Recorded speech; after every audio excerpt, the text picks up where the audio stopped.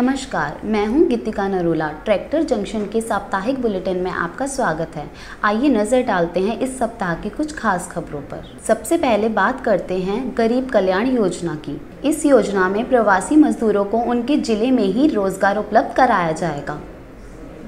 प्रधानमंत्री नरेंद्र मोदी ने गरीब कल्याण रोजगार अभियान की शुरुआत बिहार के खगड़िया जिले के तेलिहार गांव से की। इस योजना में सरकार 25 तरह के कामों में प्रवासियों को रोजगार उपलब्ध कराएगी। इस योजना के लिए केंद्र सरकार द्वारा 50,000 करोड़ रुपए खर्च किए जाएंगे।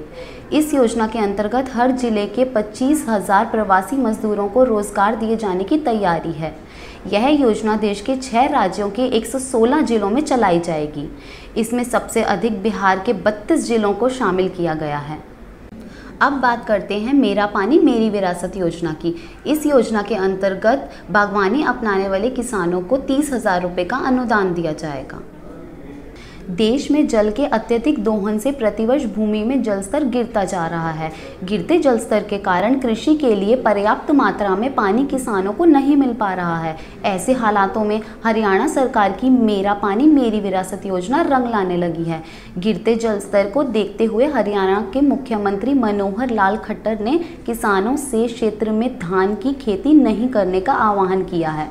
वहीं यह विकल्प भी दिया है कि यदि किसान धान की जगह कोई कम पानी में उगने वाली फसल उगाता है तो उसे प्रति एकड़ 7,000 रुपये का अनुदान दिया जाएगा। इसके अलावा बागवानी अपनाने वाले किसानों को 30,000 रुपये प्रति एकड़ के हिसाब से अनुदान दिया जाएगा। उत्तर प्रदेश सरकार ने किसानों को राहत पहुंचाने के लिए एक मुश्त समाधान योजना शुरू की है। इस योजना में किसानों को एक मुश्त में ऋण चुकाने पर ब्याज में 35 से 100% तक की छूट मिलेगी। किसान भाई इस योजना का फ़ायदा उठाकर अपने ऋण का भुगतान कर सकते हैं। इस योजना का लाभ उन्हीं किसानों को मिलेगा जो 31 जुलाई से पहले अपने ऋणों का भुगतान करते हैं।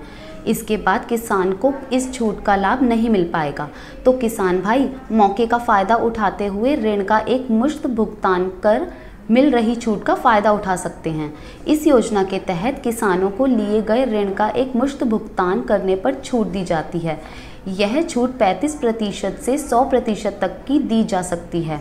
इसके लिए इस योजना में 3 श्रेणियां निर्धारित की गई हैं।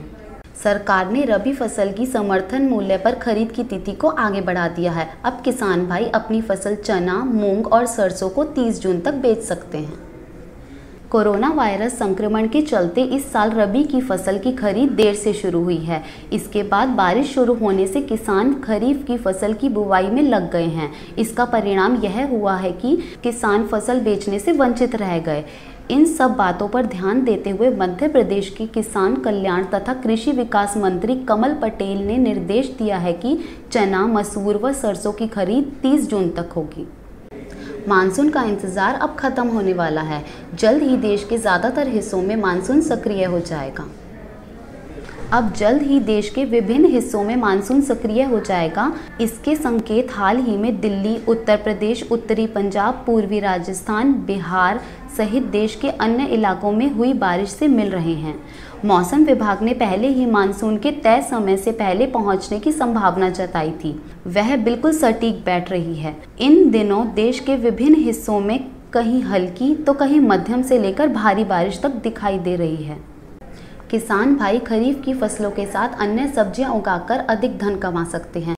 बारिश के कारण सिंचाई का खर्च भी कम आएगा। इस बार मौसम विज्ञानियों ने मानसून के अच्छा रहने के संकेत दिए हैं। किसान खरीफ फसलों के साथ सब्जियां भी उगाए तो उसे भरपूर फायदा मिलेगा। बारिश का पानी उपलब्ध होने के कारण अतिरिक्त सिंचाई की ज़रूरत भी नहीं पड़ेगी। इस सीज़न में किसान भाई खीरा, लोबिया, चौलाई, ककड़ी, तुरई, फूलगोभी, करेला, भिंडी, लौकी व टमाटर की उन्नत किस्में लगाकर अच्छा लाभ कमा सकते हैं। ऑर्गेनिक खेती के बाद अब सरकार ने ऑर्गेनिक मीट व अंडे के उत्पादन की योजना शुरू की है।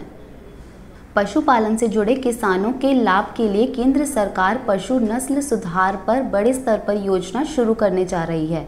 इस योजना में सरकार ऑर्गेनिक मीट व अंडा उत्पादन को बढ़ावा देगी, जिससे पशुपालक किसानों को लाभ होगा।